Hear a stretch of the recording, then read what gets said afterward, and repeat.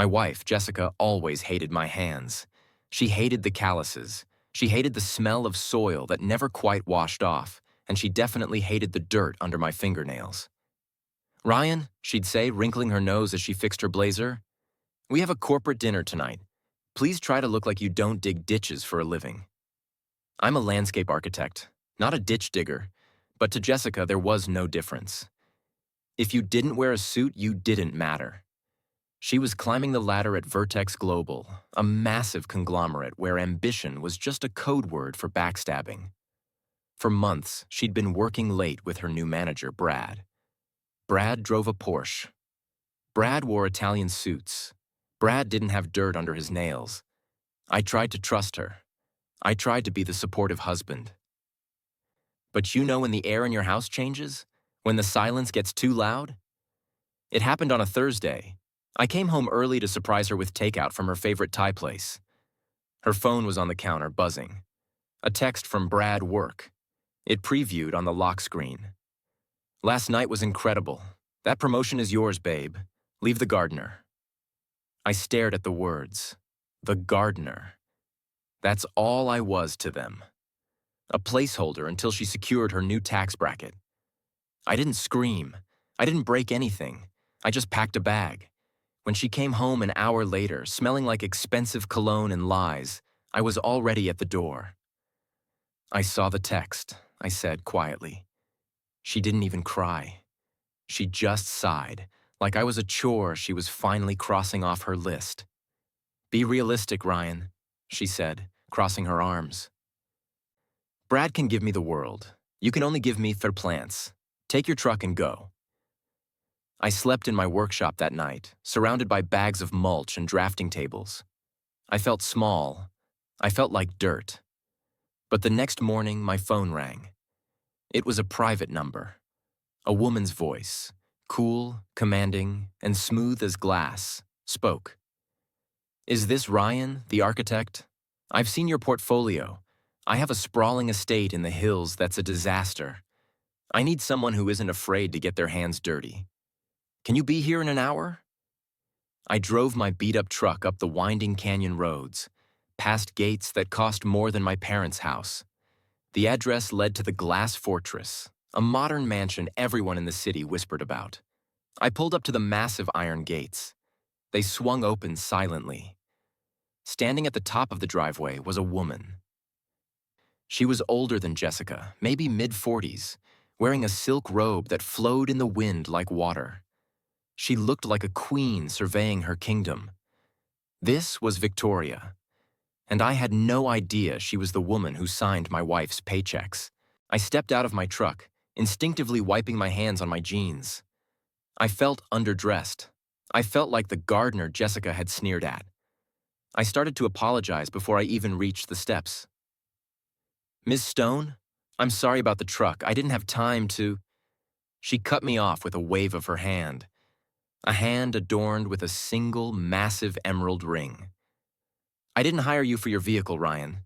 I hired you because my last 3 architects tried to sell me marble fountains when I asked for a sanctuary. Can you give me a sanctuary?" She took off her sunglasses. Her eyes were piercing, a sharp, intelligent gray that seemed to X-ray right through my insecurities. She was intimidating, yes, but unlike Jessica, she wasn't looking down on me. She was sizing me up. "Follow me," she commanded, turning on her heel. The silk robe rippled behind her like a cape.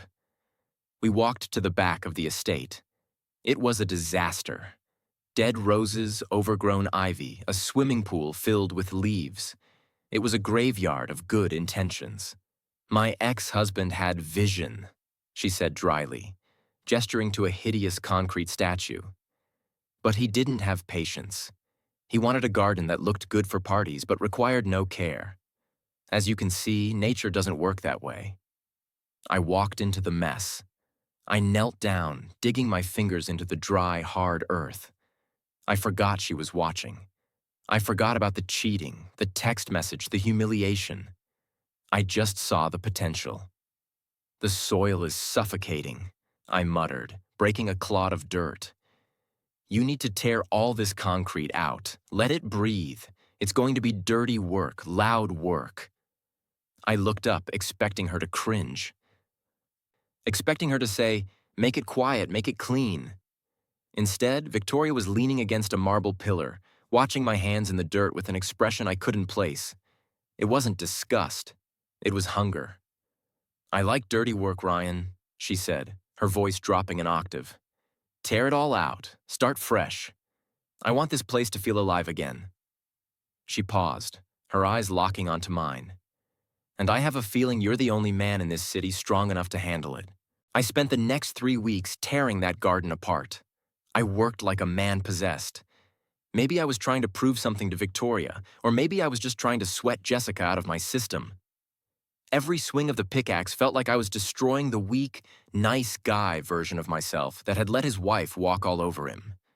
Victoria was there every day. She didn't hover like a micromanager, she watched. She'd sit on the terrace with her laptop handling million-dollar mergers, but every hour or so I'd feel her eyes on me. It wasn't the way Jessica used to look at me, with embarrassment or annoyance. It was a look of quiet appreciation. One afternoon, the heat was brutal, 90 degrees in the shade. I had just finished hauling a massive pile of concrete rubble out of the earth. I was shirtless, covered in dust, sweat dripping down my chest. I leaned against my shovel, catching my breath, when I saw a shadow fall over me. Victoria was standing there. She was holding a tray with a pitcher of ice water and 2 crystal glasses. She wasn't wearing her usual power suit. She was wearing a simple white sundress, looking softer, younger. "You're working too hard," she said, pouring a glass and handing it to me. "The garden will wait. You won't." I took the glass, careful not to touch her with my dirty hands. "I'm on a schedule, Victoria. I want this done before the rainy season." She took a sip from her own glass, her eyes tracing the sweat on my shoulders. "My ex-husband never lifted anything heavier than a golf club," she said quietly. "He used to pay people to do the hard things so he could keep his hands soft." She stepped closer, invading my personal space in a way that made my heart hammer against my ribs. "I never liked soft hands, Ryan. There's no honesty in them." We stood there in the heat, the air between us charged with something dangerous. She wasn't treating me like help. She was treating me like a man who had something she needed. For the first time in years, I didn't feel like just the gardener. I felt powerful. The project was nearly done. The concrete graveyard was gone, replaced by lush ferns, winding stone paths, and a waterfall that drowned out the noise of the city. It was my masterpiece. I was packing up my tools late one Friday evening. The sun had set, and the garden lights were casting long shadows across the lawn. I was about to head to my truck when the patio doors opened. Victoria stepped out. She was dressed for an evening out, a stunning black gown that hugged every curve, diamond earrings catching the light. She looked breathtaking. "Leaving so soon?" she asked. "I figured you had plans," I said, gesturing to her dress. "You look incredible." She let out a dry, humorless laugh. "I have a gala to attend. A fundraiser for the company. Do you know how much I hate these things, Ryan? A room full of people who want my money, my influence, or my job. Not a single person there will tell me the truth." She looked at me, her guard dropping for the first time. She looked lonely. "Then don't go," I said. It was bold, maybe too bold. Victoria looked at me, silence stretching between us. Then slowly, a smile spread across her face. It was a mischievous, rebellious smile. "You're right," she whispered. "To hell with them." She turned and walked back inside, leaving the door open. "Come inside, Ryan. I have a bottle of 30-year-old scotch that's too good to drink alone. And I want to hear more about this soil aeration theory of yours." I left my tools on the grass. I walked into the glass fortress, not as a contractor, but as a guest. We sat in her library until 3 a.m. drinking scotch and talking about everything except work. I told her about Jessica leaving me for a manager. She told me about the pressure of running an empire alone. Somewhere between the second and third glass, the distance closed. She was sitting on the leather sofa. I was standing by the fireplace. She looked up at me, her eyes dark and heavy. "Your wife was a fool, Ryan," she said softly. "She traded a diamond for a rhinestone. I don't make bad trades." When I kissed her, it wasn't hesitant. It was a claim. And when she kissed me back, pulling me down onto the sofa, I knew that the gardener was gone forever. 2 months later, the garden was finished. It was magnificent. A living, breathing sanctuary that had completely transformed the cold glass estate. But the garden wasn't the only thing that had transformed. I was no longer living in my workshop. I spent my nights at the estate, waking up next to the most powerful woman in the city. But we had kept it quiet. Victoria liked her privacy, and I liked the peace. Until the invitation came. "The Vertex Global Annual Gala," Victoria said, tossing a heavy, gold-embossed envelope onto the breakfast table. "It's next Saturday. I want you there." I froze. Vertex Global. That was Jessica's company. That was where Brad worked. That was the world that had chewed me up and spit me out. "Victoria," I said, putting down my coffee, "you know who works there. You know my ex-wife will be there with the man she left me for." Victoria didn't even look up from her tablet. She just smiled, a sharp, predatory smile that I had learned to love. "I know exactly who will be there, Ryan. That's why I hired a tailor to come here at noon. You're not going as the landscape architect. You're going as my partner, and I want you to look the part." Walking into that ballroom on Saturday night felt like stepping onto a battlefield, except I was wearing a $5,000 tuxedo and holding the arm of the general. The room was filled with the city's elite, managers, executives, the people who used to look through me like I was invisible. But tonight, they weren't looking through me. They were staring. We moved through the crowd, Victoria introducing me simply as Ryan, letting them wonder who I was. I felt a tap on my shoulder. I turned around, bracing myself. It wasn't Jessica. It was Brad, the man who had sent the text. He was holding a cheap glass of champagne, his suit looking ill-fitted and shiny under the lights. He looked at me, squinting, trying to place my face. "Ryan?" He laughed, a nervous, arrogant sound. "What are you doing here? Did they hire you to trim the hedges outside?" He looked around for an audience to laugh at his joke. That's when Jessica walked up.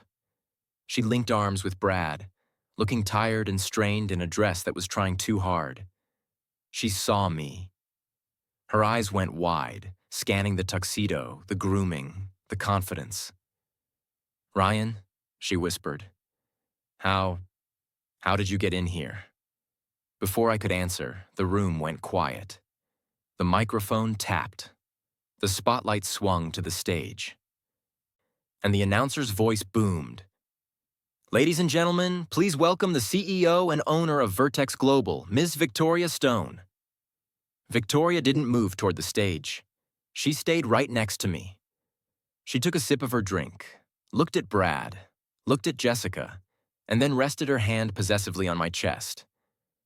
"Actually," Victoria said, her voice cutting through the silence of the stunned circle around us, "I'm not going up there just yet. I'm enjoying a drink with my boyfriend." She smiled at Jessica. "You know Ryan, don't you? I believe you used to be married.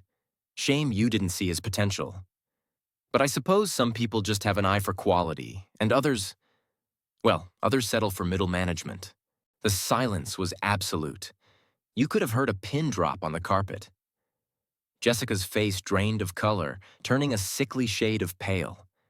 She looked at Victoria, the terrifying, untouchable CEO she had been trying to impress for years. And then she looked at me. The realization hit her like a physical blow. The gardener she had thrown away was now the man on the arm of the woman who owned her entire world. Brad, to his credit, tried to salvage it. He let out a nervous chuckle, adjusting his tie with sweaty hands. "Ms. Stone," he stammered, his arrogance dissolving into panic. I didn't realize. Ryan and I go way back. Just a little joke between old friends." Victoria's gaze snapped to him. It was cold enough to freeze hell over. Old friends? She repeated, raising an eyebrow. Funny. Ryan told me you were the man who destroyed his marriage to help her. She gestured dismissively at Jessica. Get a promotion that she wasn't qualified for. Jessica gasped. Ms. Stone, please, that's personal. It became professional, Victoria interrupted, her voice sharp as a razor. When you brought your personal drama into my company culture. I don't promote cheaters, Jessica, and I certainly don't promote people who lack judgment. She took a step closer, towering over them in her heels. If you couldn't see the value in a man like Ryan, how can I trust you to see value in my clients? How can I trust you to make any good decisions? She turned to Brad. And you, sending texts bragging about poaching another man's wife to secure a deal? It's tacky, Brad, and it's finished. She didn't scream. She didn't make a scene. She just dismissed them. Clean out your desks by Monday. Security will mail you your personal effects. She turned her back on them before they could even beg. She took my arm, the tension leaving her body as she looked up at me with a soft, genuine smile. The one only I got to see. Shall we go, Ryan? She asked. I think I've had enough of this party. I'd rather be in the garden. We walked out of the ballroom, leaving the stunned whispers and the shattered careers behind us. I didn't look back at Jessica. I didn't need to. I walked out into the cool night air with the woman who saw me. Really saw me. Not for what I could give her, but for who I was. Jessica wanted a suit. She got one. Brad wanted a promotion. He got fired. And me? I got the girl, the empire, and the last laugh. Turns out, getting your hands dirty pays off after all.